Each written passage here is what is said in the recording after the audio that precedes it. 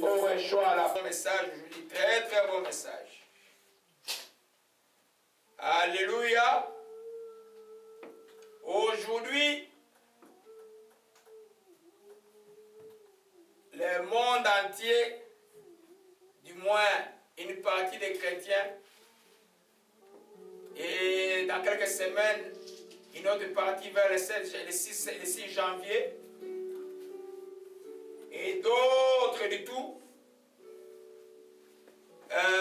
ne se souviennent pas de jour du Seigneur. Jésus-Christ de Nazareth n'est pas né le 25, un certain 25 décembre. Non. La parole ne nous dit pas quand exactement il est né. Mais on croit autour du temps des solstices et d'hiver. Alors aujourd'hui, nous, une majorité des chrétiens catholiques, les chrétiens reçus de la Réforme, vont dire, ah, nous on va fêter Noël. Et il y a d'autres qui vont dire, non, nous on ne va pas fêter Noël parce que la Bible ne nous demande pas de les fêter. Parce que c'est une fête païenne. Ça, c'est mal comprendre l'histoire chrétienne. Il y a des fêtes qui sont dans la Bible qui sont des fêtes parce que l'Éternel lui-même a institué ça.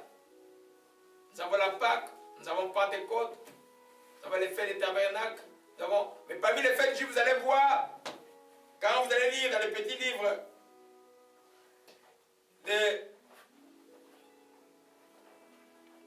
d'Esther, vous trouverez que là, il se trouve une fête dont la logique est exactement la même que celle. Aujourd'hui, je défends pas ceux qui défendent le 25 décembre. Non, non, non, la date, on ne la connaît pas. La date, on ne la connaît pas. Mais, c'est souvenir de grands jours de ce que Dieu a fait pour vous est quelque chose de très, très important. C'est pour le message que je vais donner aujourd'hui. Ceux qui vont le suivre de l'Internet vont être très bénis. Ou ceux qui vont le suivre, c'est un message permanent dans la vie. Si tu es dans cette attitude, les choses que nous allons enseigner aujourd'hui, tu verras la gloire de Dieu tous les temps dans ta vie. Je disais que, juste un peu d'histoire, c'est au 4e siècle seulement que Noël a commencé à être fêté. Il y a eu au moins 400 ans où les chrétiens ne fêtaient pas du tout Noël. C'est-à-dire qu'ils n'avaient pas à l'état de l'esprit de dire honorons quand même le jour où le Seigneur est né. C'est pourquoi beaucoup de ceux qui croient qu'il ne faut pas fêter Noël peuvent avoir raison. Mais l'enseignement que je donne aujourd'hui, ce n'est pas pour une fête. C'est pour une attitude de vie. Par rapport à la naissance de Christ. Si la naissance de Christ est tellement une chose importante pour nous, alors, si ton anniversaire à toi d'homme, tu trouves ça quelque chose d'important, comment tu peux négliger la naissance du Seigneur Jésus-Christ? Jésus n'est pas né le 25 décembre, mais il est né un jour sur cette terre. L'épreuve spirituelle, l'épreuve historique, l'épreuve scientifique montre que Jésus de Nazareth était un homme qui a marché sur cette terre des hommes. Donc il est né un jour. Il est venu pour une mission. Si moi je dis, je ne vais pas me souvenir de ce jour-là, parce que simplement le roi, plutôt l'empereur Constantin avait décidé pour annuler une fête païenne de Mithra qui était un dieu perse qu'on adorait à Rome. Et c'était la fête qu'on appelle de la renaissance du soleil. L'empereur Constantin, qui était le premier de convertir la chrétienté, dit donc, pour annuler cette fête païenne, nous devons mettre une fête chrétienne en ce jour-là. C'est pourquoi dans le catholicisme, on le fête le 25, et le premier pape à pouvoir inaugurer cela s'appelle le pape Libère. Ça, c'est un peu de l'histoire pour comprendre. Mais le pape Libère, quand il a dit cela, il n'a pas dit ça en vain. Parce qu'il s'est souvenu des textes de Malachie 4, verset 2 qui dit, qui compare Jésus au soleil et de la justice. C'est pourquoi eux, ils fêtent à ce temps-là. Alors maintenant, beaucoup vont dire, mais ils sont dans les traditions. Mais moi, il y a un texte de Paul, dans Romains 14, qui peut couper la poire en deux pour que les enfants de Dieu comprennent c'est quoi la grâce de Dieu. Dans la grâce, il y a des choses que tu peux faire. Tant que ça ne nuit pas, alors c'est pas Jésus qui c'est une bonne chose. Donc ceux qui fêtent Noël ne font pas une mauvaise chose. S'ils le font pour eux, le Seigneur. Ceux qui ne fêtent pas Noël ne font pas aussi une mauvaise chose s'ils le font pour eux, le Seigneur. Hein? C'est ce que le texte de Romains dit. Parce que les gens, pendant le temps, lisent beaucoup l'Ancien Testament, ils n'ont pas encore compris l'esprit de la liberté qu'il y a en Christ. Donc, au nom de... Alléluia, je vais juste vous montrer ces choses-là rapidement. Je crois que c'est dans Romains 13. Amen. C'est pour que vous ayez des arguments un jour. Quelqu'un va dire, ah, moi je ne fête pas Noël. Dis-lui, mais quand est-ce que toi tu célèbres la naissance de Christ? Si tu le célèbres tous les jours, tu es merveilleux. Mais si tu ne l'as jamais célébré, tu as un problème. Alléluia. Donc, la naissance de Christ est quelque chose que les chrétiens doivent se souvenir. Voyez un peu, Romains 13 dit, un instant, je vais trouver cela. Romains 14 plutôt, Romains 14 dit, tel fait une distinction entre les jours. Soyez concentrés, mes bien-aimés. Tel fait une distinction entre les jours. Tel autre les estime égaux, que chacun ait à son esprit une pleine conviction. Il y en a qui distinguent le jour, il y en a qui trouvent ça la même chose. Il y en a qui fêtent Noël, comme les saints de Christ. Donc, les 25, les chrétiens de l'Orient le fêtent le 6 janvier. Mais que chacun ait une pleine conviction, s'il le fait seulement pour Christ. Car celui qui distingue le jour agit pour le Seigneur, celui qui mange c'est pour le Seigneur, s'il mange, s'il rend grâce, celui qui ne mange pas, et c'est pour le Seigneur, s'il ne mange pas, il rend grâce. Tant que tu fais quelque chose pour le Seigneur, c'est une bonne chose. La fête qu'on appelle la fête de Purine, dans le texte d'Esther, ce n'est pas Dieu qui a institué ça. Les Juifs fêtent ça jusqu'au jour. Jésus, dans son temps, a participé à cette fête de Purim. Jésus, en son temps, quand il a marché, il a participé à la fête de Purim. Alors, la fête de Purim est arrivée seulement quand, par Esther, les peuples d'Israël ont été délivrés de leurs ennemis. Donc, il y a des fêtes que Dieu agrée, parce que l'homme se souvient de Dieu. Et je crois que la fête de la nativité se place dans ça. Mon message aujourd'hui, c'est quoi? Et je ne vais pas aller trop longtemps. Le message est simplement la naissance de Christ de Jésus ou les triomphes de l'humilité. Les triomphes de l'humilité. S'il y a un mot qui peut frapper, c'est l'humilité. Si nous pouvons nous regarder aujourd'hui, on est humble aujourd'hui. C'est que Dieu est au milieu de nous. Alléluia. Là où vous n'imaginez pas Dieu être, c'est là où Dieu va se montrer. Alléluia. Donc, la naissance de Jésus-Christ est caractérisée par la non-apparence. Il n'y avait rien d'extravagant. Tout était ordinaire, alors que le roi des rois était en train de naître quelque part. Alléluia. Non apparent. Amen. Pour ceux qui disent, quand est-ce qu'ils doivent enseigner la naissance de Christ? Si moi je décide d'enseigner la naissance de Christ de ce jour ici, c'est pour ici il y a des faussetés, les faussetés sont corrigées. Comme on vous a dit que Jésus n'est pas né le 25. Mais c'est le jour que les hommes ont institué pour honorer Dieu. Nous pouvons enseigner l'humilité aujourd'hui. Tout était humble. Alléluia. L'humilité, rien n'était apparent. Rien de ceux qui étaient grands à cette époque-là pouvaient voir que Dieu pouvait être là. Rien, personne ne pouvait imaginer. Tout le monde était parti, tout le monde était dans la distraction. Le jour où Dieu agit, c'est le jour où souvent les gens sont distraits. Alléluia. Les jours même le Seigneur de gloire reviendra, l'homme sera distrait. C'est pourquoi il viendra comme un voleur. Amen. Le message est bien enregistré. Alléluia. L'homme verra comme un voleur.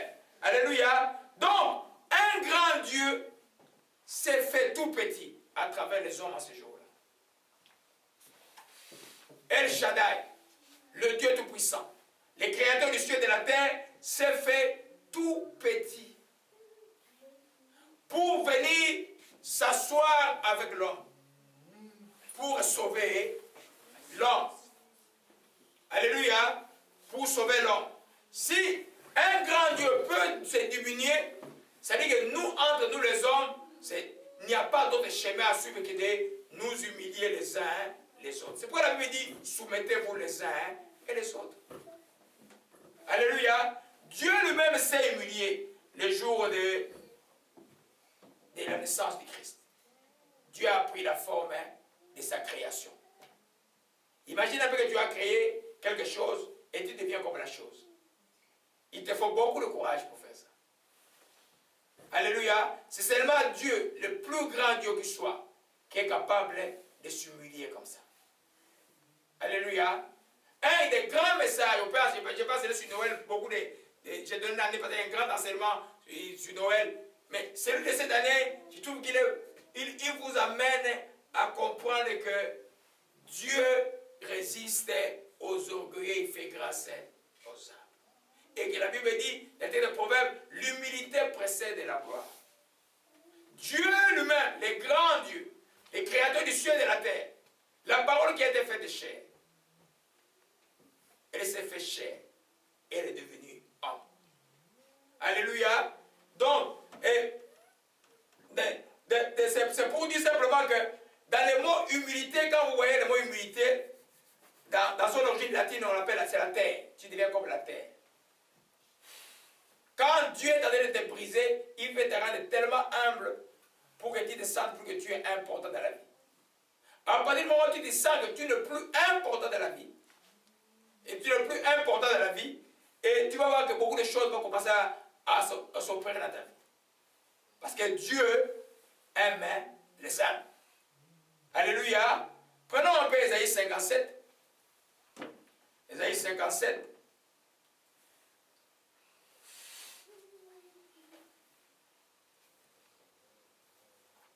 Et Ésaïe 57.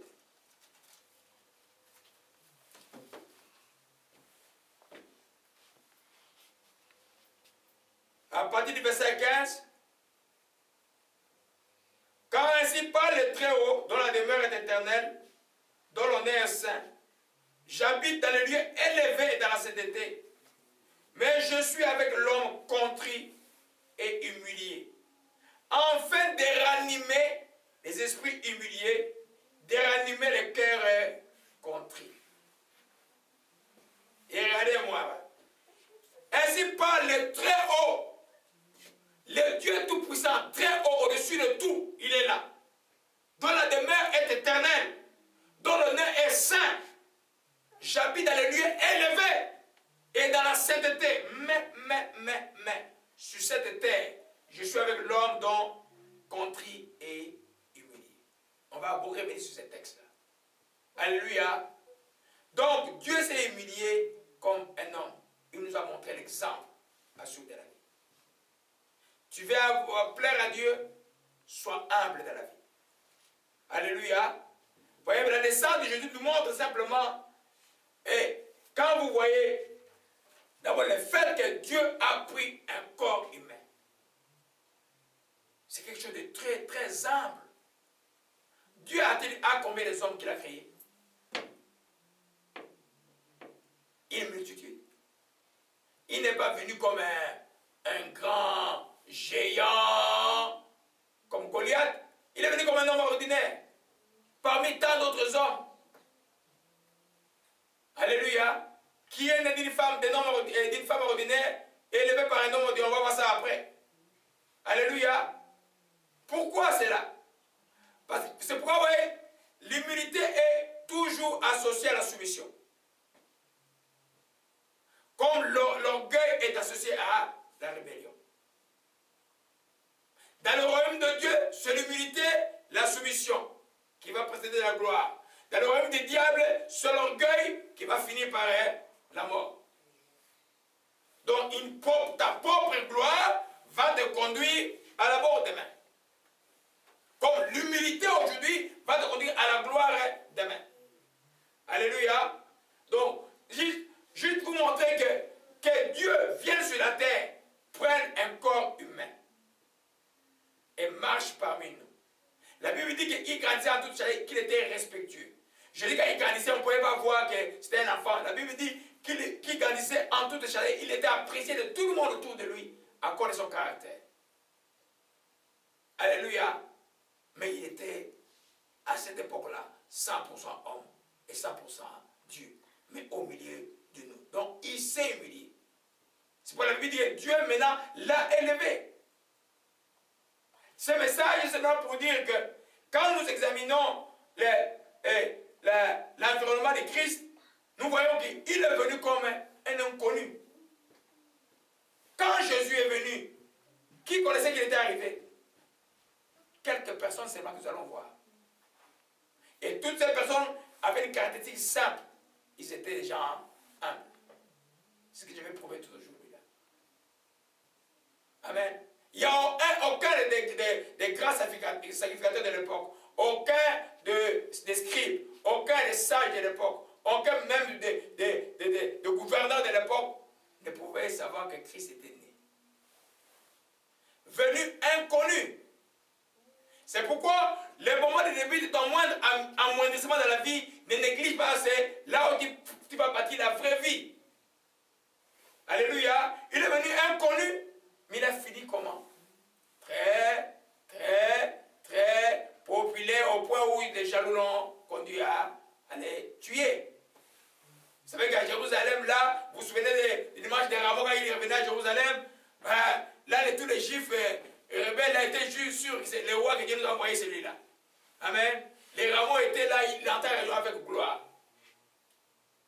Mais il a commencé d'aller moindre. C'est pourquoi quand les gens peuvent se moquer de toi quand tu commandes des petites choses aujourd'hui. Si tu es avec Dieu, demain ils te regarderont deux fois. Alléluia. Dieu fait avec les âmes. Dieu ne travaille pas avec les âmes. Alléluia. La prédication d'aujourd'hui, elle est essentielle. Vous allez le noter la date d'aujourd'hui. Je vais vous le rappeler dans 2 ans. Ça sera ici ou ailleurs, mais je vais vous le rappeler. Alléluia. Dieu est grand. Amen. Donc nous voyons que les grandes choses de Dieu commencent dans l'amoindrissement. Jésus a fini très populaire. Et toujours vous avez su qu'on l'avait crucifié. Mais finalement là, même là, ce n'était pas encore la fin. Aujourd'hui là, il n'y a pas une personne plus populaire que Jésus-Christ de Nazareth. Dans les cieux, sur la terre et sur la terre. Il est glorifié. Mais pour que Dieu quitte le trône des grâces pour prendre la chair humaine, pour être glorifié après, c'est un long chemin d'humilité, du début jusqu'à la croix du calvaire. Humilité, dites humilité. Dites encore humilité. Dites encore humilité. Tu seras ma part. Dites, tu seras ma part. Et je verrai la gloire de Dieu. Amen. Parce que si tu ne comprends pas l'humilité dans la vie, tu ne peux pas. Beaucoup de chrétiens vont dessus à la fin parce qu'ils n'ont pas compris l'humilité. Tu vas tout détruire. Quelqu'un qui n'est pas humble ne peut pas demander pardon. Quelqu'un qui n'est pas humble ne peut pas. Si tu ne demandes pas pardon, comment ils ne se pas avec Dieu? Quelqu'un qui n'est pas humble ne peut pas s'occuper des hommes. Quelqu'un qui n'est pas humble, donc, par principe, est orgueilleux et Dieu résiste aux orgueils et fait grâce. Dieu va te résister tout le temps si tu n'es pas humble. Alléluia. Amen. Donc l'humilité n'est pas, je disais, n'est pas la pauvreté. Il y a des riches qui sont humbles, il y a des pauvres qui sont très orgueilleux. Alléluia. L'humilité, c'est un caractère du cœur. Le caractère Christ est venu avec, comme un petit enfant, né dans les conditions que nous connaissons. Alléluia. Voyons un peu son environnement de sa naissance. Jésus naît dans un contexte d'occupation. Israël occupé par les cruels romains qui adorent les dieux païens, dominant sur eux. ils avaient le vrai Dieu, mais ils étaient sous l'occupation. Alléluia. Et alors on peut dans Luc chapitre 2. Luc chapitre 2.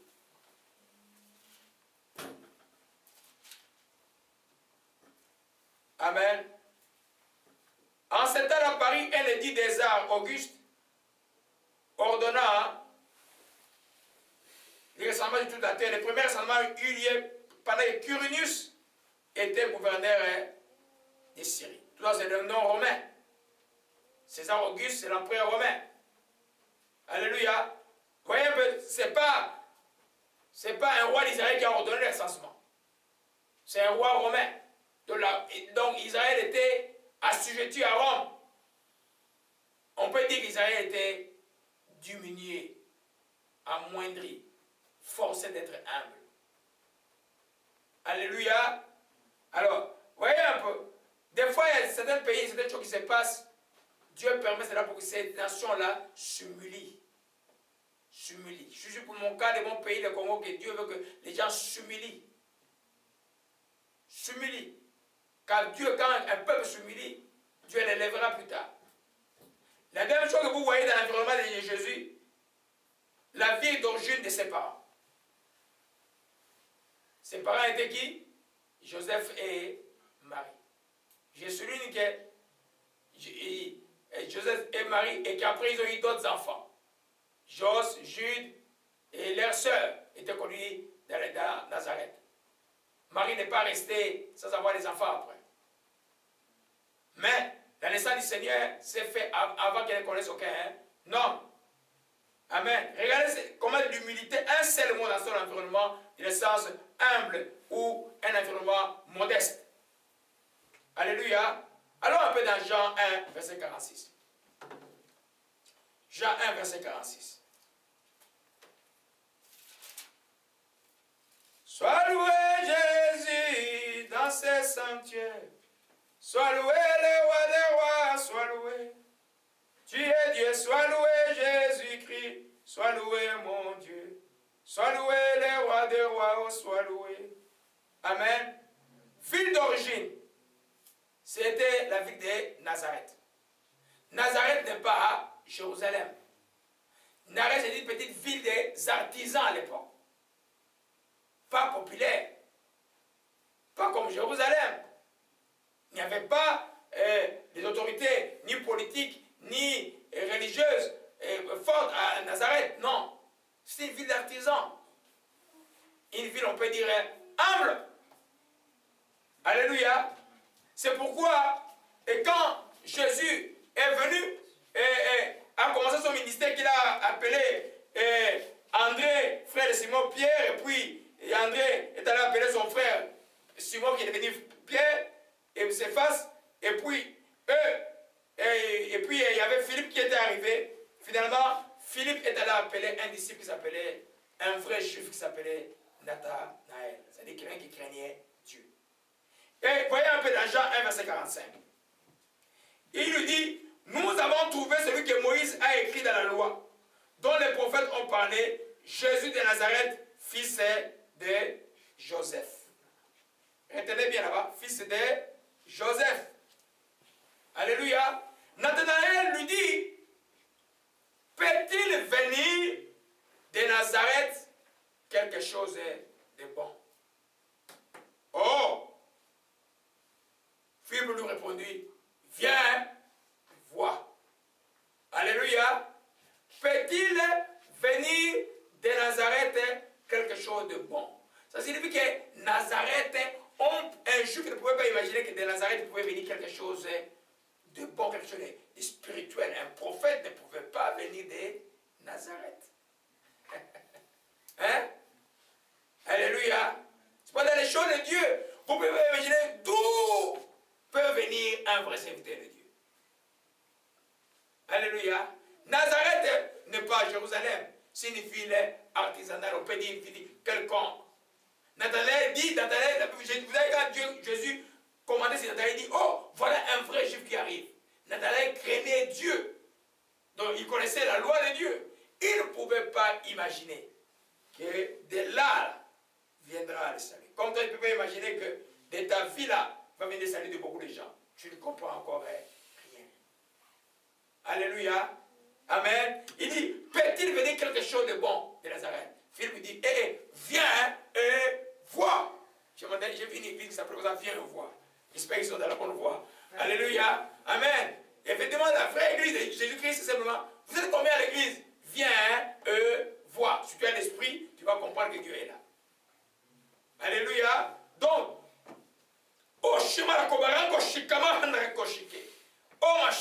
une ville donc, un pays occupé, humble, une ville humble, une ville on peut dire qui n'était pas considérée auprès des Juifs. Alléluia. Alors, mais la ville humble là, que Nathanaël disait, peut-il venir un Seigneur, est devenue une des villes éternellement connues. Alléluia. Amen. Comment la ville de Nazareth, est-ce qu'elle est populaire aujourd'hui, la ville de Nazareth? Ah! Est-ce que la ville de Nazareth est-elle populaire ou pas? Oh, je vous dis que c'est la ville la plus populaire aujourd'hui. Pourquoi? À cause du nom de Jésus-Christ. Si tu veux faire la différence entre un faux Jésus et un vrai Jésus, tu vas dire, je crois en Jésus-Christ de Nazareth. Quand les disciples ont été arrêtés dans Actes chapitre 4, Pierre dit simplement, on les a arrêtés à cause de quelqu'un qui était guéri. Pierre répond simplement, et il leur donne à cette personne-là, il dit, au nom de Jésus-Christ de Nazareth, lève-toi et marche. Et puis quand on l'arrête, on l'arrête pour savoir pourquoi le miracle s'est passé. Il dit, sachez tous que tout le peuple d'Israël le sache, c'est par le nom de Jésus-Christ de Nazareth que vous avez crucifié. La ville que Nathanaël avait dit, de cette ville peut venir rien, non, est devenue une des villes collées au nom du roi de Dieu. Donc, très populaire. Amen. On ne dit pas Jésus-Christ de Jérusalem. Mais Jésus-Christ de Nazareth régnera à Jérusalem. Alléluia. Donc la ville amoindrie, la ville inconnue à cause de Dieu humble qui est venu, est devenue une ville extrêmement populaire. Alléluia. La ville Hiroshima Komarakaya. Ça c'est la ville où il a grandi. Mais la ville de sa naissance maintenant, c'est Bethléem. Bethléem du temps de Jésus n'est pas Bethléem du temps de David. Ce n'est pas les grands Bethléem. Du temps de Jésus, c'était une petite ville de rien du tout. Vous comprenez un peu? Amoindri. Amen. C'est pour le prophète Michée, 5 prophétisaient déjà sur ça. Alors, appelle Michée. Gloire à Jésus-Christ, que ton nom soit béni. Oh, l'Éternel, que ton nom soit béni. Gloire à Jésus-Christ. Les pierres vont te louer, Dieu Tout-Puissant, que ton nom soit béni. Michée 5, verset 1. Et toi, Bethléem Ephrata, petite entre les milieux de Juda. Vous voyez ça? Michée chapitre 1 et chapitre 5, verset 1. Et toi, Bethléem Ephrata, petite entre les milliers de Juda, de toi sortira pour moi celui qui dominera sur Israël, dont les origines remontent aux temps anciens, aux jours de l'éternité. Alléluia. Amen. C'est une ville totalement, du temps de Jésus, totalement, et une petite ville. Ce n'est pas la grande ville que vous trouvez dans Chronique 4 ou dans le texte de Samuel 23, par exemple. Alléluia.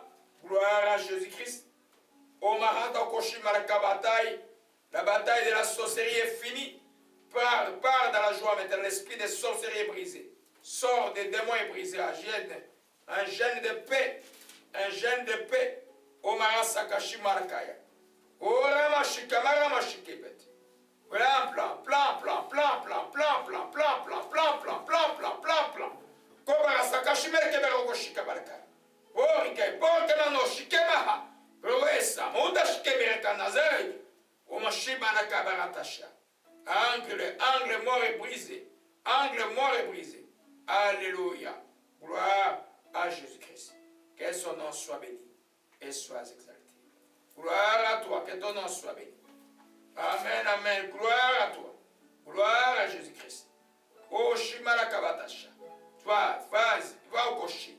Ora Mashikebeta. Que ton nom soit béni. Donc, c'est une vie amoindrie. Amen. Donc, on ne dit pas Jésus-Christ de Jérusalem, on dit il est né à Bethléem. On l'appelle Jésus-Christ de Nazareth parce qu'il a grandi dans cette ville qui n'était pas considérée. Donc, Nathanaël avait dit peut-être venir quelque chose de bon de Nazareth plutôt. Alléluia. Amen. Gloire à Dieu. Donc, quand vous voyez maintenant les personnages de sa vie, les gens qui ont fait le décor de l'instant de Christ, il n'y avait aucun puissant. Il n'y avait aucun sacrificateur. Il y avait un seul sacrificateur, mais il était déjà extropié parce qu'il n'avait pas d'enfant. Il était à moins. Imagine-toi que tu es sacrificateur, c'est toi qui prie, qui amène le prier de tout le monde devant l'Éternel, et toi tu pries, tu n'as pas d'enfant. Alléluia. Donc il était quelqu'un qui était humble, Zacharie. Et vous allez voir, les parents, commençons par Joseph. Commençons par Joseph. Alléluia. Joseph, la Bible dit qu'il était descendant de David, mais il n'était pas sacrificateur. Parce que pour être sacrificateur, il devait être Lévi. Il vient de Juda. Et il était un charpentier. Alléluia. C'est quelqu'un qui, sans Jésus-Christ, on n'aurait même pas fait cas. Mais la Bible montre bien que c'est quelqu'un de très humble. Alléluia, parce que celui qui est humble est en même temps bon. Vous savez ça? Quand tu es humble, tu es bon en même temps. La Bible dit qu'il avait un bon cœur, Joseph. Alléluia. Amen. Revenons un peu sur Ésaïe 57. Ésaïe 57. Oh, conscience et conscience de la mort est brisée. L'enfant est dans la joie aujourd'hui. Sois béni dans la joie. Sois béni dans la joie. Hosanna, Hosanna. Vous voyez que c'est un texte, on va beaucoup revenir sur ce texte. Amen. Nous voyons maintenant les personnages du décor de Jésus-Christ. Un seul mot le décrit, c'est humilité. Un. Pas un grand, pas un puissant. Amen. Pas un orgueilleux. Des gens tous presque inconnus. C'est ça le Jésus qui les a rendus populaires après. Alléluia. La Bible dit, ainsi parle le Très-Haut, dont la demeure est éternelle, dont le nom est saint. J'ai mis dans le lieu élevé, dans la sainteté, mais je suis avec l'homme contrit et humilié, afin de ranimer les esprits humiliés et de ranimer les corps contrits. Je suis un Dieu très haut, le Tout-Puissant, dans les lieux élevés, mais moi, le Dieu très haut, je suis avec l'homme contrit et humilié. Tous ces gens, vous allez voir, on va les trouver tout à l'heure, sont des gens humbles. Alléluia. Joseph, en commençant par lui, vous allez voir que, alors un peu à Matthieu chapitre 1, je vais vous montrer comment est-ce qu'il était humble. Quand tu es un homme, et puis tu es fiancé à une jeune dame, et puis tu apprends que ta jeune dulcinée est enceinte, mais ce n'est pas une conseil de toi. Qu'est-ce que tu vas faire? Qu'est-ce que tu vas faire? Hein? Tu apprends que ta fiancée est enceinte, mais ce n'est pas ta grossesse. Tu vas être en furie. Tu vas être colérique. Amen. Tu vas peut-être le plus vite possible s'éloigner d'elle et puis la livrer en spectacle pour des fois. Voyez un peu? Regardez pour Joseph. Joseph Matthieu chapitre 1 à partir du verset 18. Voici de quelle manière arriva la naissance de Jésus. Marie, sa mère, ayant été fiancée à Joseph, se trouva enceinte par la vertu du Saint-Esprit avant qu'ils eussent habité ensemble. Joseph, son époux, était un homme de bien qui ne voulait pas la diffamer, se proposa de rompre secrètement. ça montre ce qu'il y a d'humble et de bon. De rompre secrètement. Comme il y pensait, un ange lui apparut et dit, Joseph, fils de David, ne crains rien de prendre avec toi Marie, ta femme, car l'enfant elle a conçu vient du Saint-Esprit. Amen. L'humilité. Amen. L'humilité, au niveau des pardons, pousse l'homme humble, la femme humble, mettra sa gloire à oublier les offenses. Celui qui est orgueilleux cherchera à se venger. Quelqu'un d'humble ne cherchera pas à se venger. Parce que l'humilité va de pair avec la bonté. Amen. Donc, ça c'est Joseph. Vous prenez maintenant Marie. Marie, c'est une fille d'Israël quelconque. La seule chose qui l'unit, parce que souvenez-vous d'Ésaïe 57, Dieu est avec l'homme qui a le cœur humilié et contrit. La seule chose qu'elle avait de particulier, elle avait la crainte de Dieu. Puisqu'elle était vierge, c'est qu'elle craignait Dieu. Amen. Elle craignait Dieu. Et c'est pour dire simplement, quand tu crains Dieu, que tu demeures humble là, tu ne sais pas vraiment ce que Dieu va faire avec toi. Mais ce qui est sûr, nous venons de voir Ésaïe 57, verset 15, Dieu est Dieu et fait affaire avec les gens qui ont le cœur humble. Humble. Je relis encore Ésaïe 57. Mais je suis avec l'homme contrit et humilié, afin de ranimer l'esprit humilié et l'esprit contrit. Si ton esprit est déjà orgueilleux, tu es autosuffisant, Dieu ne peut rien faire pour toi. Dieu ne peut rien faire pour un orgueil. Amen. Vous allez voir parmi les missions de Jésus, il dit, je suis venu pour guérir les cœurs brisés. Si tu es orgueilleux, Dieu ne fera rien dans la vie. Si tu es humble, soumis à Dieu, craignant Dieu, et tu vas voir que Dieu va faire quelque chose pour toi. Il va être avec toi, il va ranimer ton esprit. En d'autres termes, son esprit va travailler dans ton esprit et tu verras la gloire de Dieu. Parce que c'est le Saint-Esprit qui vient ranimer l'esprit de quelqu'un qui est contrit et humilié. Alléluia.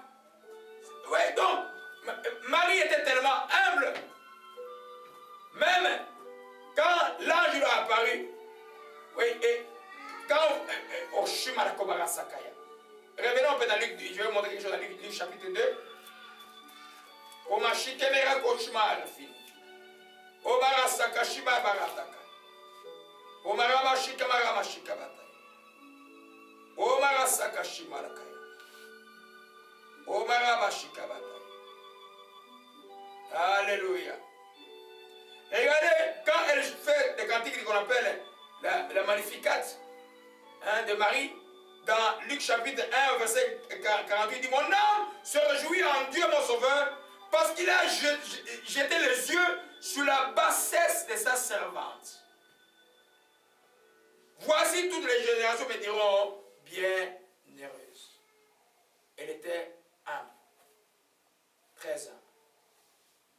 Amen. Au point que quand la nouvelle a été reçue par les bergers qui sont venus, la Bible dit que dans le même chapitre 2 de Luc, elle gardait silence et effaçait toutes ces choses dans son cœur. Celui qui est humble ne parle pas beaucoup, garde beaucoup de choses dans le cœur. Alléluia. Troisième personnage du décor qui est très humble, ce sont les bergers. Luc chapitre 2 nous montre que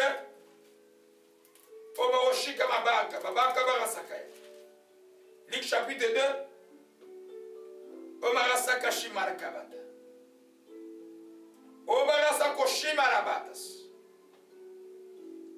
Amen. Les bergers, vous savez que les bergers, ces jours-là, tout le monde était en recensement. C'est les non-personnes, c'est comme, et ils devaient surveiller les bêtes. Il n'y a même pas de recensement pour eux. Les gens à qui on ne tient pas cas. Mais eux, quand Dieu a parlé, ils ont écouté. Ils ont commencé à glorifier Dieu. C'est des gens humbles. Les sacrificateurs étaient là. Les scribes étaient là. Les groupes des pharisiens, des sadducéens, tous ces grands groupes religieux étaient là. Ils n'ont rien vu. Les bergers, qui n'avaient rien à faire avec la société, en train de garder les brebis, eux, ils ont vu le Seigneur. Alléluia. C'est vrai que vous trouverez beaucoup de gens humbles parmi les pauvres. Mais être pauvre ne signifie pas nécessairement être humble. Alléluia. Beaucoup de gens que vous trouvez les riches qui sont humbles, comme les pauvres qui sont orgueilleux. Mais ces bergers-là, ils étaient humbles. Alléluia. Gloire à Jésus-Christ. Une quatrième catégorie que vous allez voir, c'est des étrangers. Pourquoi j'ai dit que les étrangers étaient des gens humbles? Imaginez-vous les grands d'Israël, qui a dit à son peuple, quand vous quitterez le pays d'Égypte, et d'Égypte vous entrez dans tous ces traversées des déserts jusqu'au pays de Canaan, vous n'aurez rien à faire avec d'autres dieux qui adorent d'autres dieux. Vous n'aurez pas de contact avec eux. Vos enfants ne se marieront pas avec eux. Vous êtes un peuple mis à part. Mais le peuple de Dieu, à part Marie, Joseph, le berger, Siméon, Anne, tous les restes n'ont rien vu. Mais les étrangers sont venus parce qu'ils étaient humbles. Ils ont fait des kilomètres suivant l'étoile en haut pour savoir où était né ce roi d'Égypte où il adore. Ils étaient humbles parce qu'un véritable adorateur de Dieu, c'est celui qui a un cœur humble. Si ton cœur n'est pas humble, tu ne peux pas adorer Dieu. Alléluia. Pour ça, la Bible dit, les véritables adorateurs m'adoreront en esprit et en vérité. Mais en esprit, c'est quoi? Il faut que ton cœur soit humble. Alléluia. Comme nous avons vu, le texte d'Ésaïe dit simplement que je suis avec le cœur humilié pour ranimer. Amen. Dans la portion d'adoration, Dieu te ranimera aussi parce que tu es humble devant Dieu. Les étrangers. Matthieu 2, verset 1. Oh, cassé quand la Pâque de Sophie, c'est remercier seulement maintenant. Remercie beaucoup. Oh, nous remercions que non, Shimaha, et que Shimaha Kabasaka. Jésus étant né en Bethléem en Judée, voici les mages d'Orient arrivèrent à Jérusalem. Où est le roi d'Égypte? Quand nous avons vu son étoile, nous sommes venus l'adorer. Les mages de l'Orient. Faire des longs kilomètres pour venir adorer un enfant, vous devez être humble. Un orgueilleux s'adore lui-même. Parce qu'il est lui-même l'idole de lui-même. L'orgueilleux n'adore pas un Dieu. Un vrai Dieu. Alléluia. Quand il y a une position d'adoration, il y a la soumission. Amen. Parce que toi, tu n'es rien de crainte. Ton Dieu est tout puissant. Si tu es orgueilleux, tu ne peux pas adorer Dieu. Alléluia. Ils sont venus de loin. C'était des gens humbles. Alléluia. Amen. Prenons Zacharie. J'ai dit c'était un sacrificateur cette année-là. Il est entré dans le temple, mais lui, tout le temps qu'il a prié, n'a jamais eu d'enfant. C'était un homme rendu humble par les circonstances. Et même quand Dieu lui a dit que tu vas avoir un enfant, il a douté, il est devenu muet. Amen. Dieu a touché Zacharie. Jean-Baptiste est né. Et même Jean-Baptiste, c'était un prophète humble. Il n'avait pas un bureau. Il n'avait pas un secrétaire. Il n'avait pas quelqu'un pour écrire ces choses.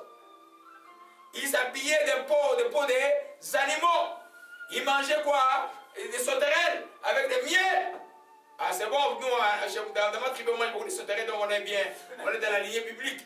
Amen. Hein? Il mangeait quoi? Des sauterelles. Alléluia. Mais c'était un prophète humble. Bien plus que ça, Jésus dit que c'était le plus grand prophète, mais il n'a pas fait de miracles. La Bible dit que Jean-Baptiste n'a pas fait de miracles. Humble, soumis à Dieu à une mission précise, repentez-vous, repentez-vous, repentez-vous, et il est mort à cause de la mission, repentez-vous. Il a dit à Hérode, et Hérodiade a précipité sa mort simplement à cause de la mission, toujours humble. Nous voyons tous les décors, sans oublier Anna et Siméon. Siméon qui était, la Bible dit, un homme pieux. Voyons Simeon un peu dans Luc chapitre 2 rapidement, parce que je vais aller rapidement, je vais vous parler beaucoup de choses aujourd'hui.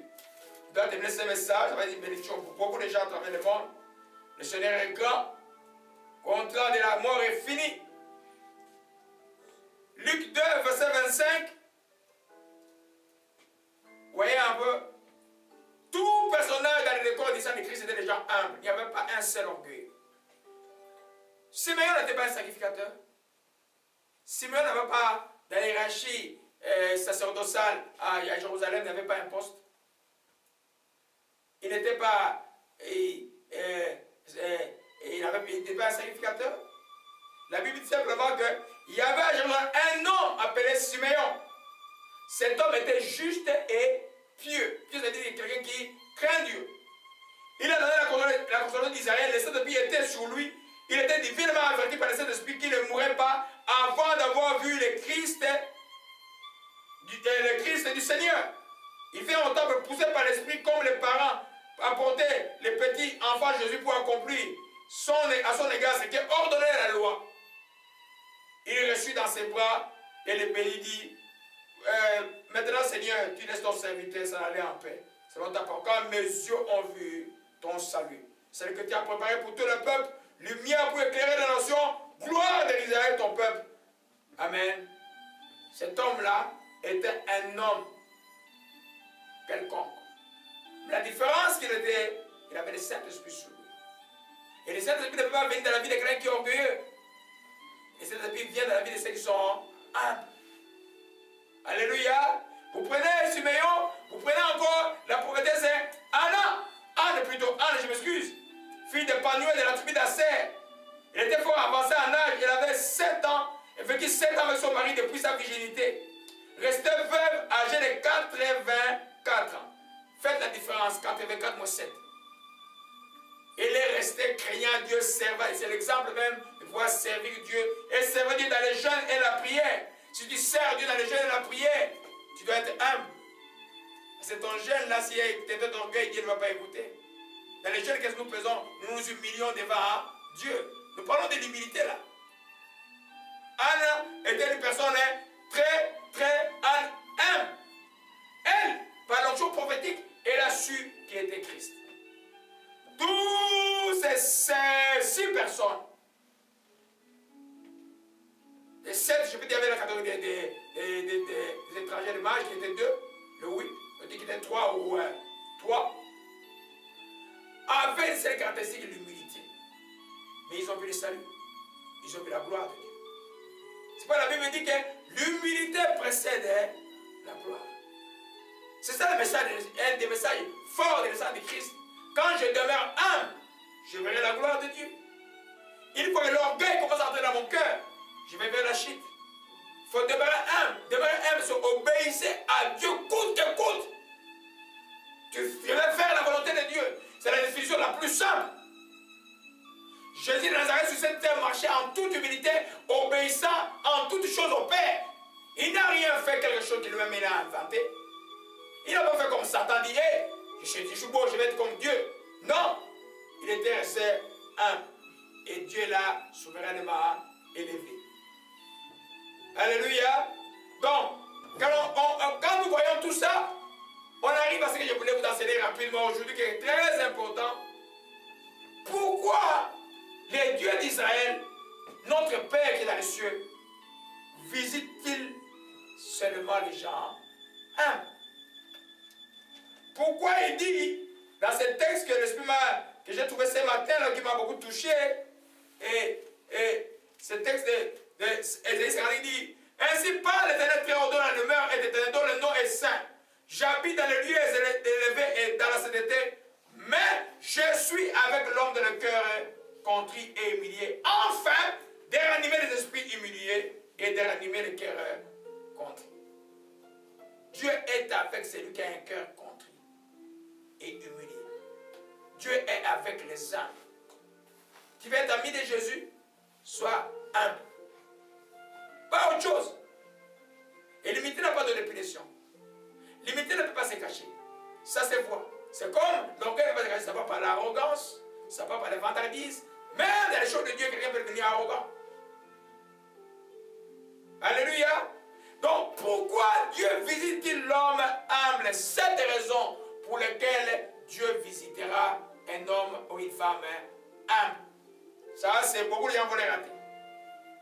La première raison, c'est parce que Dieu est, le grand Dieu lui-même est humble. Qui serait Dieu humble?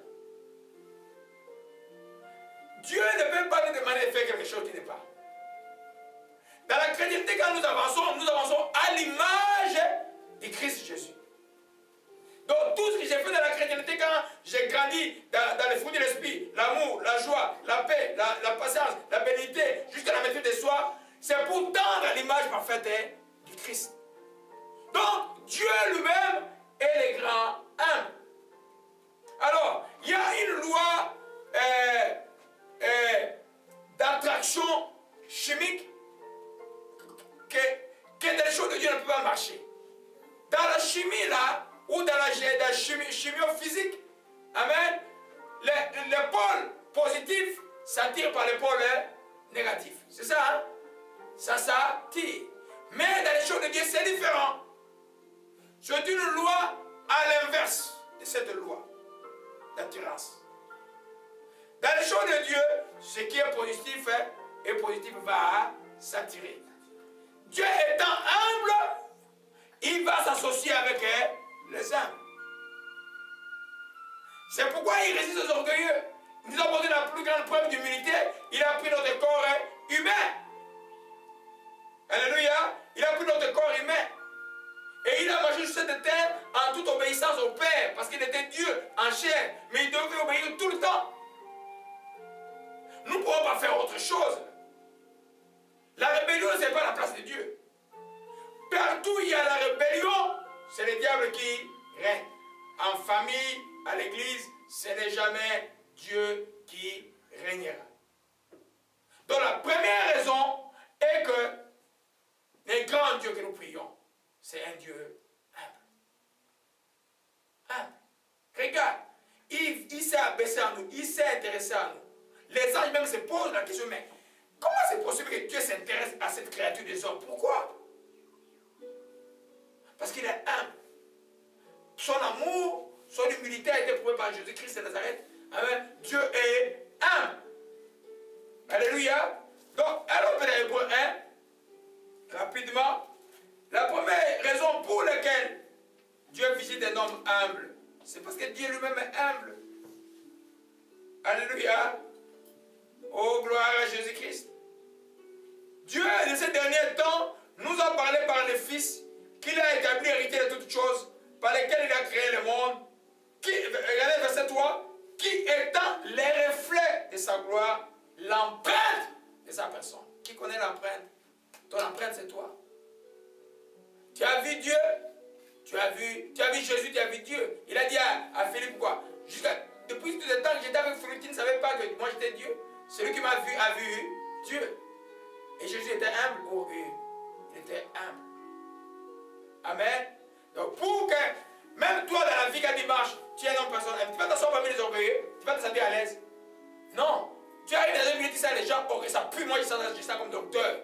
Tu vas les voir, les gens là, avec des costards, donc ils marchent, et puis son langage, c'est toujours, tu vois, la fantaisie comme un léopard là. Mais tu ne peux pas t'asseoir avec les gens comme ça. Ça pue. Malheureusement, il y a certains fiers de Dieu qui sont comme ça. L'orgueil pue devant Dieu. Alléluia. Ça, c'est la première raison. Si tu es humble, le Dieu humble va connecter avec toi. Amen. Positif ou positif, dans la loi de Dieu, ça s'attire, ça ne se repousse pas. Alléluia. La deuxième raison, l'homme humble, pour lequel Dieu visite l'homme ou la femme humble, parce que l'homme humble a un cœur brisé. Le cœur brisé, c'est un élément important de la chrétienté. Si ton cœur n'est pas brisé, tu ne peux pas venir à Jésus-Christ. Quand tu viens à Jésus-Christ, la première chose que tu fais, c'est quoi? Tu demandes pardon pour tes péchés. Tu te brilles, ton cœur est brisé, tu t'humilies devant lui. Quand nous prions là-bas, nous sommes en position d'humilité. Tu te t'humilies devant lui. Parce que l'homme humble a un cœur brisé. Dieu va les visiter. Je reviens toujours sur Ésaïe 57, verset 15 encore. Oh Dieu de grâce, merci. Amen. J'habite dans le lieu élevé dans la sainteté, mais je suis avec l'homme contrit et humilié. Quand Jésus est venu, après avoir été tenté dans le désert, selon l'évangile de Luc, et qu'il est sorti là-bas rempli de puissance, il retourne à sa ville, pas de naissance, sa ville où il a grandi à Nazareth. Il a fait sa première prédication. La Bible dit qu'il est entré dans la synagogue le jour du sabbat pour y faire la lecture. On lui remet le livre d'Ésaïe, il le déroula, il trouva l'endroit où il était écrit. L'Esprit du Seigneur est sur moi, parce qu'il m'a envoyé pour annoncer une bonne nouvelle aux pauvres. Point virgule, il m'a envoyé guérir ceux qui ont le cœur brisé. Vous voyez ça? Le cœur est brisé. Si ton cœur n'est pas brisé, Dieu n'est pas là. Et Dieu ne t'écoutera pas. Et tu perdras le temps. Il va envoyer guérir le cœur brisé. Dieu ne peut guérir qu'un cœur brisé, contrit devant lui. Le psaume 51, vous connaissez, David a dit, Dieu ne dédaine pas un cœur brisé et contrit. Nous voyons aussi Ésaïe 57, verset 15, je suis avec l'homme contrit et humilié, afin de ranimer. Jésus vient pour rendre la vie. L'esprit humilié. Si ton esprit n'est pas humilié, ton cœur n'est pas humble, Dieu ne peut pas te donner la vie. C'est pourquoi quand nous venons à Christ, nos cœurs sont humbles, Dieu nous donne la vie. Si le cœur est orgueilleux, Dieu va te résister. Donc Dieu visite la deuxième raison pour laquelle Dieu va visiter une personne humble, c'est parce que cette personne a un cœur brisé. Et l'état de brisement, c'est un état permanent dans la vie, pas seulement être brisé dimanche à l'église. Tout le temps, tu dois être en état de brisement devant Dieu. Quelle est ta volonté, mon Dieu? Je ne serai que ta volonté. Seulement ta volonté à moi, autour de moi, dans ma marche, ta volonté. Je vais marcher soumis à mon Dieu tout le temps. Qu'il neige, qu'il pleuve, soumis à mon Dieu tout le temps. Là, tu vas te rendre compte de la gloire de Dieu. Vous voyez que pour empêcher l'apôtre Paul, qui a vu des choses merveilleuses dans une vision, est arrivé au ciel de Dieu, au jardin d'Éden, Dieu, pour l'empêcher de s'enorgueillir, il a laissé des chars, il a envoyé il a permis à ce qu'il puisse libérer, permis à ce qu'un ange de démons puisse les souffleter. Ce qu'on appelle communément les chars de Paul. Vous voyez à tel point que Dieu est resté, il n'aime pas l'orgueil, ok? Et sans ça maintenir Paul dans l'humilité pour faire un des ministères les plus puissants que les apôtres ont fait. Tu veux voir la gloire de Dieu? Que ce soit dans les ministères, dans les autres choses, nous devons demeurer humbles, obéissant à Dieu en toutes choses. L'homme humble écoute, ne se justifie pas. Qu'est-ce que Dieu dit? Si Dieu le dit, je dois écouter cela. Si tu commences à discuter avec Dieu, tu perds le temps. Personne ne peut discuter avec Dieu. Dieu donne des ordres et obéit. Alléluia. Vous voyez qu'il dit, je suis une bonne nouvelle aux pauvres, donc dans l'autre version, aux humbles. Et pour guérir ceux qui ont le cœur brisé. L'homme humble a un cœur brisé devant lui. Si tu n'es pas encore arrivé à ce point-là, c'est pourquoi tu discutes encore trop. Tu vas te voir un jour que tu perds beaucoup de temps. L'autoroute de Dieu, tu vas aller vite avec Dieu, apprendre l'humilité tout le temps. Alléluia. Troisième chose. Pourquoi l'homme, Dieu vient-il Dieu dit que je suis avec l'homme humble. Parce que l'homme humble obéira à Dieu tout le temps.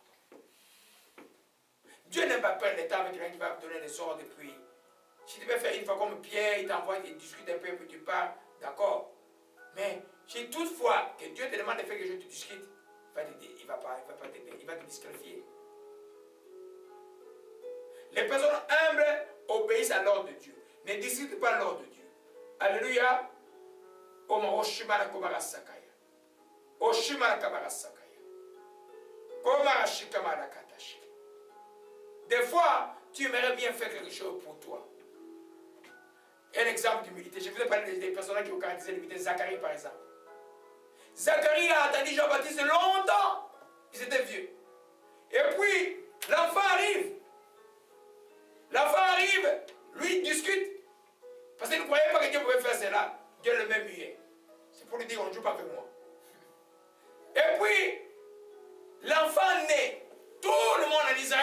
né comme ça, on va appeler notre papa généralement. Tout le monde commençait à appeler l'enfant Zacharie.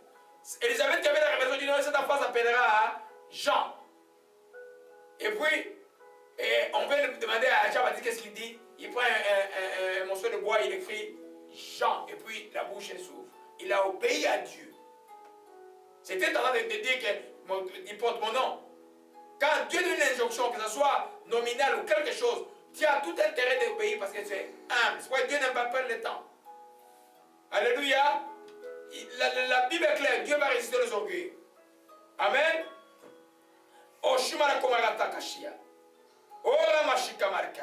Je prends un exemple encore pour le choix. Dieu a choisi Joseph, a choisi Marie. C'est Dieu qui les a choisis. Parce qu'ils étaient humbles. Ils étaient capables d'obéir à n'importe quel ordre de Dieu. Je regardais moi Joseph. Ta fiancée que tu aimais bien se trouve enceinte. Tu es enceinte de qui? Moi je ne t'ai pas touché, ça vient d'où? L'ange lui dit non, ça vient de Dieu. Il obéit directement. Pourquoi il n'avait pas la pression? La société voulait savoir, mais il devait garder le secret. Il ne devait pas dire à tout le monde non, c'est le Messie qui est né. Joseph était un homme qui couvrait Marie, mais il a enduré par rapport à la société juive. Vous pouvez un peu imaginer la société juive de l'époque. Hein? Il couvrait, en d'autres termes, il acceptait parce que Marie ne disait pas aux gens qu'il était enceinte avec du Saint-Esprit. Il gardait le silence. Et Joseph était là, en train de porter ses fardeaux jusqu'à la fin. Donc ça signifie que Dieu pouvait faire confiance à Joseph parce qu'il était humble, qu'il pouvait lui obéir. Deuxième exemple, quand Jésus est né, voyons un peu rapidement, quand Jésus est né dans Matthieu 1, Matthieu chapitre 1, oh les pans de la robe est là, voilà. Komarashama hokebeta saouch. Yoshua maranata, liberté de la joie maintenant. Matthieu chapitre 2 plutôt, au verset 3. Verset 13. Lorsqu'il fut parti, un ange du Seigneur apparut à Joseph en songe. Il dit, lève-toi, prends le petit enfant, sa mère, fuis en Égypte, reste-y jusqu'à ce que je te parle, quand Hérode cherchera le petit enfant pour le faire périr. Joseph se leva, le prit de nuit le petit enfant et sa mère se retira en Égypte. Il y resta jusqu'à la mort d'Hérode. En fait, s'accomplit ce que le Seigneur avait annoncé. J'ai appelé mon fils hors d'Égypte. Regarde-toi, les songes. Comment vous méprisez les songes? L'ange n'a pas apparu à Joseph comme il a apparu à Marie. Alléluia. L'ange a apparu à Joseph en songe, en rêve. Amen. Il dit simplement dans le rêve, lève-toi, prends le petit enfant et sa mère, fuis en Égypte, reste-y jusqu'à ce que je te parle. Amen. Si il n'avait pas obéi, il y aurait eu un problème. Alléluia. Joseph, parce qu'il était humble, il a obéi. La nuit, mais il n'a pas dit, oh, mais c'est le Fils de Dieu, il va nous envoyer les anges pour venir combattre pour nous. Il a pris simplement obéir à l'ordre de Dieu. Il a pris la direction de l'Égypte. Amen. Donc, l'obéissance, quand il voit que tu n'es pas obéissant à Dieu, la plupart des temps, tu n'es pas humble. Montrez-moi les gens qui ne sont pas obéissants à Dieu, je vous montre les orgueils. Tout le monde qui n'est pas obéissant à Dieu sont orgueilleux. Il ne peut pas se repentir devant Dieu. Il ne peut pas reconnaître leurs fautes. L'homme humble, la femme humble reconnaît ses fautes et demande pardon et avance. La personne orgueilleuse ne reconnaît pas ses fautes ni devant Dieu, ni devant les autres. Alléluia. Donc,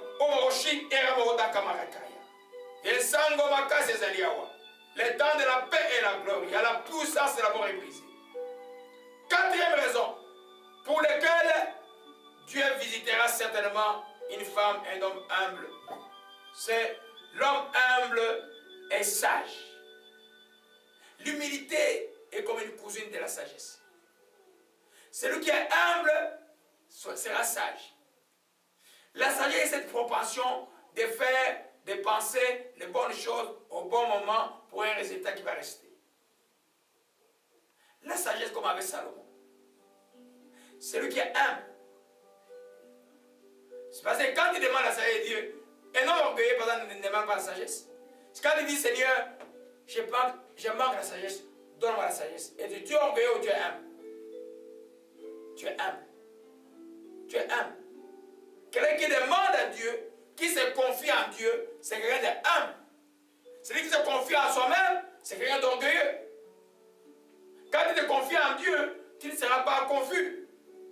Amen. L'homme, je disais que la quatrième raison, l'homme humble et sage peut regarder les choses que Dieu lui révèle. Alors, on met dans Proverbe 11, verset 2. Proverbe 11, verset 2. Ô Rama, je vois le pacte de mort est brisé. Sois béni dans la joie, beaucoup de joie. Beaucoup de joie maintenant. Proverbe 11, verset 2. Quand vient l'orgueil, vient aussi l'ignominie. Proverbe 11, verset 2. Quand vient l'orgueil, vient aussi l'ignominie. Mais la sagesse est avec les humbles. La sagesse est avec les humbles. Celui qui est orgueilleux n'est pas sage. Le principe même d'être orgueilleux, c'est un chemin de la mort. Car Dieu résiste aux orgueilleux, il fait grâce aux humbles. Quand tu es humble, Dieu te fera confiance de te révéler beaucoup de choses. Alléluia. Voyons un peu Marie là. Voyons un peu Marie. Une jeune fille à l'époque très, très sage. Je disais qu'elle savait garder les choses. J'explique le contexte.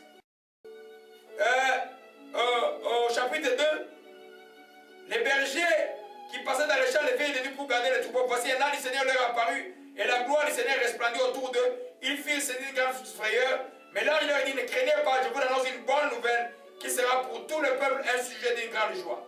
C'est aujourd'hui qu'il vous est né un sauveur qui est le Christ, le Seigneur. Amen. Il y en a qui croient que Jésus est venu Christ après la croix. Non, il est né. Aujourd'hui, il est né, le sauveur, un Christ, le Seigneur. Il est né. Et voici, à quel si vous reconnaissez, vous trouvez un enfant mailloté couché dans une crèche, soutient ses amis à l'ange, une multitude de la ramesse céleste, louant Dieu, gloire à Dieu dans les cieux, très haut, paix sur la terre, parmi les hommes qui l'agréent. Alors, quand maintenant les pécheurs sont venus vers Marie, ils ont vu la réalité de ce qui leur a été annoncé, que c'était vrai. Ils commençaient à raconter ce que Dieu leur disait. La Bible dit au verset 19, Marie gardait ces choses et les repassait dans son cœur. Sagesse. Elle disait, hey, c'est moi la mère de Dieu. Non, elle gardait ces choses. Elle était calme. Et elle disait, Seigneur, je pouvais imaginer cette phrase. Merci encore d'avoir regardé ma bassesse. Merci encore d'avoir regardé mon humilité. Merci encore. Elle gardait ces choses dans ses cœurs. Elle connaissait ces choses-là. Elle ne commentait pas. Amen. Un homme humble, une femme humble, doit savoir garder beaucoup de choses. Parler quand il faut parler. Et ne pas parler quand il ne faut pas parler. Ça s'appelle la sagesse. Mais tu peux dire une mauvaise chose et une bonne chose à un mauvais moment, ça fait une mauvaise chose. Ça casse tout. Alléluia. Nous disons donc que l'homme humble, c'est celui qui est sage. C'est la quatrième raison pour laquelle Dieu visite les hommes humbles. Parce qu'il peut leur confier les choses. Parce qu'il peut les remplir de sa sagesse. Amen. La Bible, le verset de problème, on parle du sage qui se tait. Quand il ouvre la bouche, c'est pour parler. Des fois, il se tait. Des fois, l'insensé, il va se taire. Des fois, il va parler. Mais il faut savoir se taire. Amen. Gloire à Jésus. La cinquième raison, pourquoi Dieu visite les hommes humbles? Parce que l'homme humble a quelque chose de très particulier. Amen. Il se rendrait grâce. Il se dirait merci. Les orgueilleux, pour la plupart, ne disent jamais merci. Ils croient que tout est leur dû. Une personne humble, quand tu le fais du bien, ou même quand Dieu le fait du bien, il aura proportion de venir rendre grâce à Dieu. Il dira non pas à moi, à Dieu soit la gloire. Non pas à moi, à Dieu soit la gloire. C'est pourquoi Dieu peut encore nous confier beaucoup de grandes choses. Parce qu'il y a une chose que Dieu ne peut pas partager avec l'homme, c'est sa gloire. Alléluia. Donc, l'homme humble saura rendre grâce tout le temps. Alléluia. Tu vois quelqu'un qui sait remercier Dieu, c'est celui qui sait reconnaître Dieu. Celui qui reconnaît le bienfait de Dieu, c'est celui qui est humble. Les orgueilleux oublient vite. Amen. Je vais prendre l'exemple juste de Omoshimaranda Kushmai, Omarakaya, l'exemple de Dieu lépreux.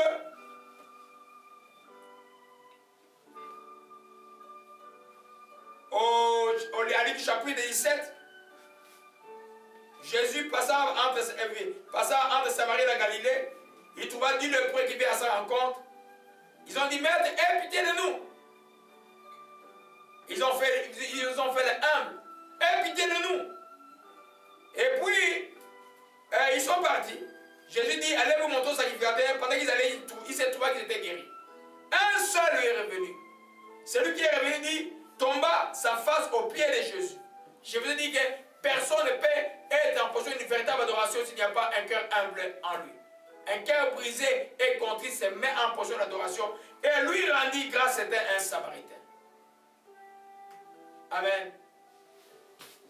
Dieu fait affaire avec les femmes et les hommes humbles parce qu'ils sauront lui rendre grâce. Ils reviendront toujours donner honneur à Dieu. Ils ne vont pas partager la gloire de Dieu. Parce que Dieu ne partage jamais sa gloire avec un humain. Alléluia. C'est pourquoi quand tu te mets, c'est une position d'humilité tout le temps. Tu fais ça comme amoindri, mais non. Alors que tu es amoindri, devant Dieu, tu deviens grande personne, un grand homme. Alléluia. Gloire à Jésus-Christ. Beaucoup et Omoshima Omarakoshima Kaya. Obarasokoshima Kamarodokomaramashi. Obarasobra Somakoshima Kaya. Alléluia, que ton nom soit béni et soit exalté. Tu peux t'examiner à ton cœur si tu sais rendre grâce à Dieu, tu es humble. Donc si je peux dire, si on peut avoir certains symptômes de l'humilité dans le cœur de l'homme, celui qui sait remercier, c'est quelqu'un qui est humble. Celui qui est orgueilleux ne remerciera jamais. Examinez dans vos vies, même dans la famille. Les gens, ceux qui sont orgueilleux ne disent jamais merci, ne reconnaissent jamais ce qu'on a fait pour eux. Ils ignorent aussi rapidement, tu peux faire n'importe quoi pour un orgueilleux. Il va oublier. Mais un homme humble, une femme humble, reconnaîtra vraiment toujours de rendre grâce. Alléluia, rendre grâce à Dieu. Ou à l'homme si c'est l'homme qui lui a fait du bien. Konda Sabaroshika Malka. Je prends encore notre exemple, puis on va avancer pour terminer. Oh, Rachachara, levez-vous dans la joie maintenant. Beaucoup de joie seulement. Oh, Mashikaya. Les bergers, quand ils sont venus annoncer à Marie, ils ont vu la gloire de Dieu. Et quand ils ont vu qu'effectivement un bébé était couché sur la paille, la Bible dit que les bergers s'en retournaient glorifiant de Dieu, de tout ce qu'ils avaient entendu et vu, et qui était conforme à ce qu'il leur était annoncé, commencer à rendre grâce à Dieu. Amen. Beaucoup de gens, Dieu fait de grandes choses, mais les gens ne rendent pas grâce parce que le cœur n'est pas encore brisé. Le cœur ne reconnaît pas que je ne peux rien. C'est seulement par Dieu que je peux quelque chose. Alléluia. La sixième raison pour laquelle vous pouvez voir, pour laquelle Dieu s'intéresse à l'homme humble pour les ranimer, c'est que l'homme humble croit facilement. C'est que la Bible dit que vous voyez parmi les pauvres, je crois que c'est Jacques qui le dit, ne voyez pas vous-même que parmi les pauvres, qu'il y a beaucoup qui croient parmi les pauvres. Allez dans les pays pauvres, vous allez voir qu'il y a beaucoup de gens qui croient. Je n'ai pas dit que la pauvreté égale humilité. J'ai dit que parmi les pauvres, on trouvera bien plus beaucoup de gens humbles. On peut trouver aussi parmi les riches des gens humbles. Mais celui qui est humble, qu'il soit riche ou pauvre, va croire. C'est-à-dire qu'il va chercher à dépendre de Dieu. Tous les gens là qui disent non, moi je suis suffisant, c'est parce qu'ils ne veulent pas se soumettre à Dieu. Ils sont orgueilleux, l'homme par contre à Dieu. L'homme qui est humble va chercher, va croire facilement. Alléluia. On a vu l'exemple de Marie, une jeune fille qui n'avait rien à faire avec le sacerdoce. L'ange lui apparaît, crois simplement. Il dit, comment cela se fera? Il dit, puis je ne connais pas d'homme. Là, il lui explique. Il dit que la volonté de mon Seigneur soit faite, puisque je suis sa servante. Simple. Simple. Amen. C'était quelqu'un qui avait beaucoup étudié la Bible, il voulait commencer à calculer, à aller chercher des livres pour vérifier le temps et tout ça. Amen. L'homme simple croit simplement. C'est pourquoi quand tu es humble, Dieu va être avec toi tout le temps. Amen. Tu peux t'examiner toi-même. Si tu n'as pas la foi, tu vas voir, il y a un peu d'orgueil dans le cœur. Quand tu es humble, tu crois en Dieu.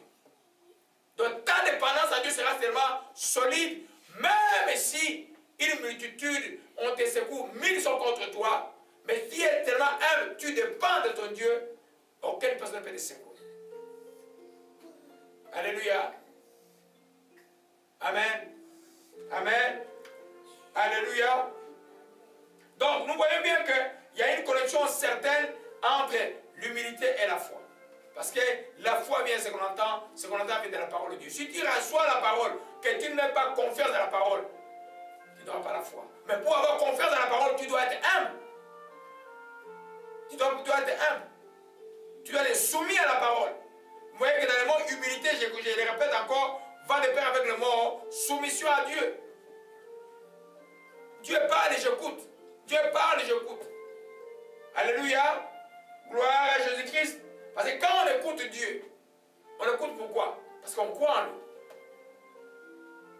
Quand il dit Dieu, tu pardonnes. Pourquoi? Parce que tu crois en Dieu que tu pardonnes. Si tu ne crois pas en Dieu, tu ne vas pas pardonner, tu vas croire en toi-même, tu vas faire des choses. Si tu crois en Dieu, tu ne pardonnes pas, tu vas avoir des problèmes. Alléluia. Gloire à Jésus-Christ. Oh, Mashikama, oh, Remekano Sakaya. Alléluia, alléluia. Même la foi, ça me revenait encore au berger. Vous voyez un peu, dans Luc chapitre 2. Imaginez que vous êtes des bergers, et puis un ange vous apparaît, et puis on vous raconte, et il vous raconte, il y a un sauveur qui est né quelque part. Regardez un peu au verset 16. Non, verset 15. Lorsque les anges eurent quitté, retournant au ciel, les bergers se disent l'un à l'autre, allons jusqu'à Bethléem, voyons ce qui est arrivé, ce que le Seigneur nous a donné. Ils y allèrent en hâte. Amen. Au verset 12, voici quel signe vous le reconnaîtrez. Vous trouvez un enfant mailloté couché dans une crèche. Dieu a parlé, ils n'ont pas hésité. La nuit, ils se sont déplacés jusqu'à aller voir là où le Seigneur était né. Les gens humbles. Ils obéissaient à l'ordre de Dieu. Gloire à Jésus-Christ. Finalement, nous allons terminer par la septième raison pour laquelle Dieu visite l'homme humble, c'est parce que l'humilité attire Dieu. Comme le miel attire les abeilles. Amen. L'humilité attire Dieu. C'est comme un aimant. Si tu es humble, même si tu te caches comme Marie quelque part, sur une multitude de filles d'Israël, Dieu a vu une jeune fille humble, obéissant à son nom. L'humilité attire Dieu. Tu veux attirer le regard de Dieu? Sois humble. Recherche l'humilité. Recherche l'humilité tout le temps. Alléluia. Revenons encore à Ésaïe 57. Oh Dieu de grâce, que ton nom soit béni. Il nous enseigne doublement aujourd'hui, il nous enseigne prophétiquement aujourd'hui, il nous enseigne aussi par la parole. Oh les enfants, si vous pouvez comprendre les choses. Dieu est grand. Alléluia. Et Ésaïe 15, il dit, ainsi parle le Très-Haut, dont la demeure est éternelle, dont le nom est saint, j'habite dans les lieux élevés, dans la sainteté, mais je suis avec l'homme contrit. Alléluia. Pour animer les esprits humiliés, pour animer les cœurs contrits. Mais je suis avec l'homme humilié. Je suis un grand Dieu, le Tout-Puissant, le Créateur du ciel et de la terre. Mais si tu es humble, je te vois. Si tu es humble, je te considère. Si tu es humble, je vais t'élever. Si tu es humble, je vais faire des choses dans ta vie. Le monde saura et verra que je suis avec toi et tu demeureras toujours humble. Il n'y a pas un temps où un chrétien va dire, je vais un peu m'enorgueillir. Non. C'est pourquoi il dit, ce n'est ni par la force, ni par la puissance, c'est pas par mon esprit. Alors Alors que tu te crois faible, lui il est fort. Alors que tu te crois fort, tu es faible. Alléluia. Gloire à Jésus-Christ. Donc l'humilité attire les regards de Dieu. Oh, Shimala Kamaroda Shekaya. Les psaumes, c'est ça le message de la naissance de Christ. L'humilité attire les regards de Dieu. Tous ces gens-là, les 8 que nous avons cités, Joseph, Marie, et Zacharie, Jean-Baptiste, les mages sont venus de l'Orient, et ils étaient tous des gens humbles. Ils ont attiré les regards de Dieu. Parce que la Bible dit, Dieu fait grâce aux... Alors, appelez 1 Pierre 5, vous allez voir ça.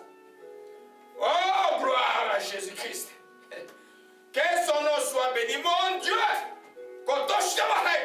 Et regarde, le fardeau est parti aujourd'hui. Le fardeau de la mort est passé. Voilà. Oshima la kabara sakaya. Pierre dit de même que vous qui êtes jeunes, soyez soumis aux anciens. Amen. Et tous, dans vos rapports mutuels, revêtez-vous d'humilité. Trouvez la Bible vite, 1 Pierre 5, mes bien-aimés. 1 Pierre 5, 1 Pierre 5, 1 Pierre 5. Est-ce que vous êtes là dans 1 Pierre 5? C'est très important les choses que j'ai dit. 1 Pierre 5, 1 Pierre 5, ok? Vous allez vers la fin Apocalypse et vous montez Jude et vous êtes arrivés. De même, vous qui êtes jeunes, soyez soumis aux anciens. Et vous tous dans vos rapports mutuels, c'est-à-dire entre vous frères et sœurs, revêtez-vous d'humilité. Quelqu'un n'a pas une opinion supérieure à d'autres. Car Dieu résiste aux orgueilleux plutôt. Il fait quoi? Grâce aux humbles. La grâce est venue par Jésus-Christ. Il fait grâce aux humbles. Je disais donc, l'humilité attire les regards de Dieu. Tu veux être sous la grâce de Dieu, sois humble. Tu veux être en dehors de la grâce de Dieu, sois orgueilleux. Dieu va te résister. Et il sait bien le faire. Alléluia. Et il dit au verset 6, humiliez-vous sous la puissante main de Dieu afin qu'il vous élève au temps convenable. En d'autres termes, il n'y a pas un temps où tu vas dire que je ne vais pas être humble. Sur tous les jours de ta vie jusqu'à ta mort, soyez humble, tu vas voir, Dieu va t'élever. Même quand il t'élève, demeure toujours humble, en lui rendant grâce pour tout ce qu'il fera dans ta vie et qu'il fera encore. Alléluia. Dieu, l'humilité attire les regards de Dieu. Au Shamalakaya, nous sommes en train de je vous avais parlé. On va terminer par là. Voilà pourquoi Dieu visite l'homme humble. C'est le message de ce jour où nous pouvons nous souvenir de la naissance de notre Seigneur. Le grand Dieu humble qui est venu rencontrer les hommes. Alléluia. Et Psaume 138, verset 6, il dit quoi? L'Éternel est élevé. Il voit les hommes. L'Éternel est élevé très haut. Il fonctionne avec les hommes. Il voit et il connaît de loin les orgueils. Donc de loin il voit ça, c'est l'orgueil. Ça pue, je passe, ça pue. L'orgueil, ça pue, ça passe. Quand il voit les humbles, tout l'attire. Tu veux t'attirer Dieu, apprends à marcher dans l'humilité. Je vais donner un enseignement sur parce que vous ne comprenez pas encore l'humilité, je vais donner un enseignement sur l'humilité. Quels sont les indicateurs de l'humilité dans la vie de l'homme? Pour que vous compreniez, mes enfants. Alléluia. Donc, nous voyons bien que tout autour de la naissance de Christ, c'est tout autour d'un très grand mot qui s'appelle humilité. Le grand Dieu s'est fait humble pour rencontrer le humble. Alléluia. C'est par là que nous allons terminer. Donc, si tu veux vraiment avancer avant Dieu, nous répétons encore rapidement que le grand Dieu est un grand Dieu humble. Il s'est humilié, il a pris la forme humaine pour toi. L'homme humble, c'est celui qui a un cœur brisé. La Bible dit Dieu ne détruit pas un corps brisé contre. Tu veux voir Dieu dans ta vie, ton cœur doit être brisé devant lui. C'est là où le chemin de la repentance, celui qui se répand, c'est un homme brisé, une femme brisée. Et l'homme humble démontrera aussi l'obéissance dans sa vie. Il doit obéir à Dieu. Parce que celui qui obéit à Dieu est soumis à Dieu. Et l'homme humble démontrera la sagesse. Parce que, et la sagesse est avec les hommes, dit la parole de Dieu. Et l'homme humble saura rendre grâce à Dieu. Parce qu'il sait que tout ce qui lui arrive par Dieu. L'orgueil ne le fait pas. Et puis finalement, l'homme humble marchera par la foi. Tu trouveras beaucoup de la foi parmi les gens qui sont humbles. Partout où il y a de l'orgueil, il n'y a pas de foi. Parce que Dieu n'est pas là. Il y a où il y a l'humilité, il y a la foi parce que Dieu opère dans l'humilité. La foi ne peut pas s'opérer il y a où il y a l'orgueil parce que Dieu va résister. Amen. À la gloire à Jésus-Christ. Finalement, nous avons fini par l'humilité attirer Dieu. Père céleste et Dieu tout-puissant. Oh, amoindri que nous sommes devant toi, ô Père, en cette journée. Croyant effectivement que Jésus-Christ de Nazareth est né un jour et venant en ce lieu au Père de gloire pour enseigner au Père les choses au Père de sa vraie naissance. Le grand Dieu humble qui est venu sauver l'homme humble ou la femme humble. Dieu de grâce, merci encore de pardonner tout orgueil dans nos vies, ô Dieu. Prends pitié dans ta grâce, dans ta miséricorde, ô Père Céleste. Fais que nous puissions être devant toi tous les temps, ô Père. Ces gens humbles ne comptent que sur toi, pas sur nos habiletés. Ainsi ta grâce se manifestera, ô Dieu, car quand je suis faible, tu es fort, Dieu de grâce. Père, nous bénissons ton Saint-Nom encore pour ce message, qu'il touche la multitude de tous les hommes et les femmes qui veulent se décourager, ô Père. Le Dieu est tout-puissant. C'est un grand Dieu humble qui vient rencontrer le cœur humble. Père, nous te rendons grâce et nous bénissons ton Saint-Nom encore de nous toucher aujourd'hui. Au nom de Jésus-Christ, nous t'avons aussi prié. Amen.